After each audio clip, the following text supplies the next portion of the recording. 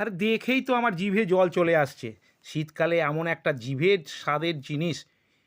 Oven জ্বালিয়ে কয়েকটা tomato ভালো করে পুড়িয়ে নিন, ঘুরিয়ে ফিরিয়ে পুড়িয়ে নিন। পোড়া পোড়া হয়ে গেলে ওগুলো নামিয়ে ঠান্ডা করতে দিন। ঠান্ডা হয়ে গেলে অন্য একটা কড়াতে নিয়ে নিন সামান্য তেল। তেল গরম করে তার মধ্যে কয়েকটা রসুন আর দুটো শুকনো লঙ্কা ভালো করে ভেজে নিন। ওগুলো যদি ভাজা ভাজা হয়ে গেল, তখন একটা পাত্রে ওগুলোকে তুলে নুন মাখিয়ে রেখে দিন। নুন মাখিয়ে রাখলে অনেকক্ষণ পরেও ওগুলো মচমচে থাকে, আপনার সুবিধা হবে। কালো ছালগুলো এবার তুলে ফেলুন টমেটো থেকে। এবার রসুন, লঙ্কা, নুন সব চটকে মেখে ফেলুন। আর এদিকে টমেটোটাকেও চটকে মেখে দিন, দিয়ে দিন। পুরো টমেটোর সঙ্গে মাখামাখি করে ফেলুন।